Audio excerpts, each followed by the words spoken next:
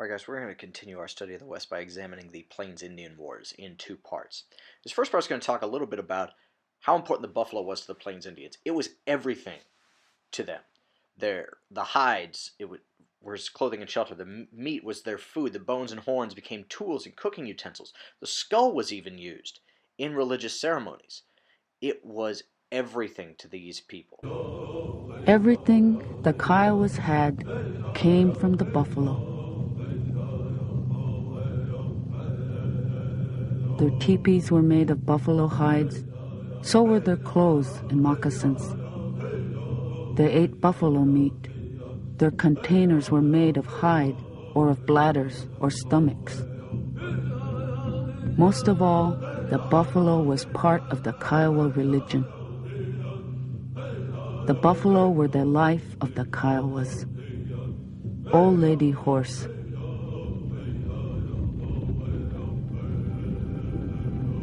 Of all the West's natural wonders, none surpassed the huge herds of buffalo that blanketed the plains. Perhaps once as many as 30 million of them. They had frightened Coronado's horses by their smell and astonished Lewis and Clark by their sheer numbers. One wagon train of pioneers was blocked for hours by a herd 3 miles wide and 10 miles long. But for the native peoples of the plains, they represented existence itself. The buffalo, which was the animal representation of the sun, was the sacrificial victim of the Sundance. The Sundance was a great celebration, a great social occasion, and the Sun Dancers were expressing their spirit in order to gain certain power. They wanted to be victorious in war. They wanted to give thanks for something good that had come to them. A buffalo bull is sacrificed, and its head is impaled in the Sundance lodge or near it. And it's part of the ritual. You can't have a Sundance without the buffalo. And you see here just some examples of all of the various things that the buffalo was used for. Every part of it was used, and it was so critical to them. But you had people, the whites, who went out there, saw these animals, and saw them as useful for them. And you have people like Buffalo Bill Cody, who became one of the most famous buffalo hunters.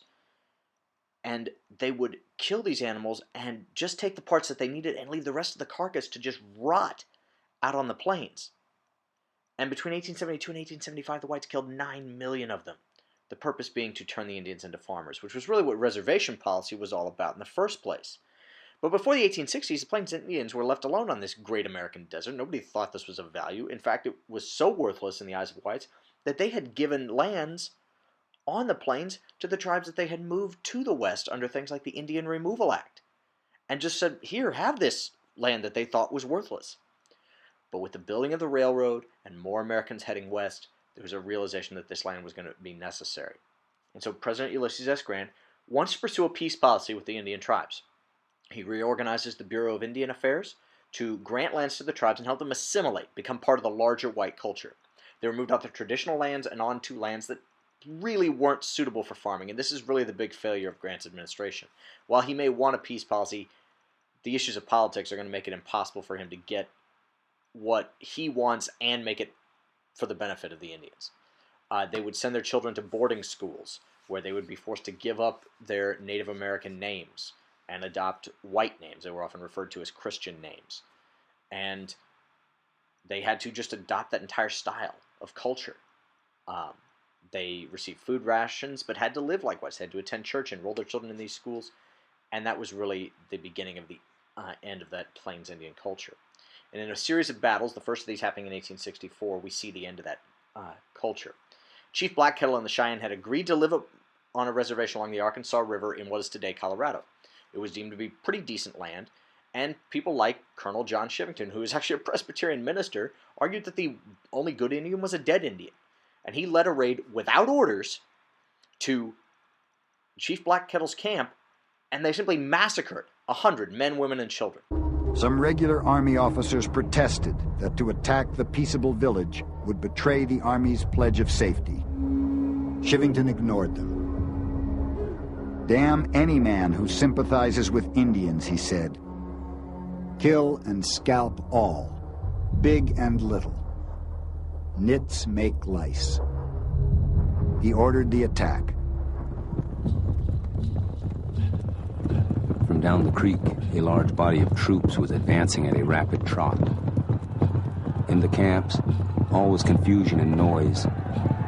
Men, women, and children rushing out of the lodges partly dressed. Women and children screaming at the sight of the troops. Men running back into the lodges for their arms. Black Kettle had a large American flag tied to the end of a long lodge pole and kept calling out not to be frightened, that the camp was under protection and there was no danger. Then suddenly, the troops opened fire on this mass of men, women, and children, and all began to scatter and run.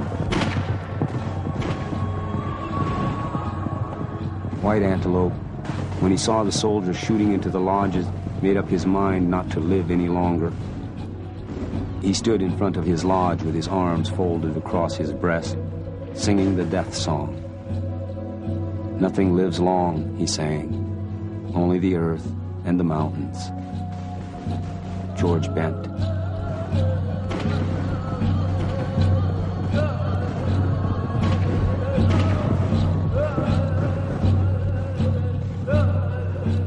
I never saw more bravery displayed by any set of people on the face of the earth than by these Indians.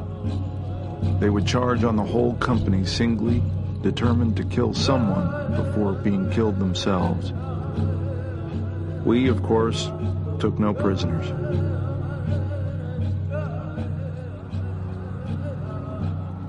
After the firing, the warriors put the squaws and children together and surrounded them to protect them.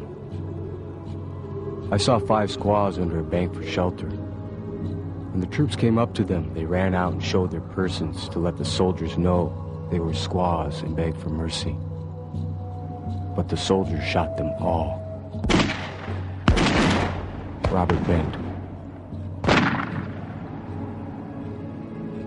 My great-grandmother was in the band of Black Kettle when they were attacked.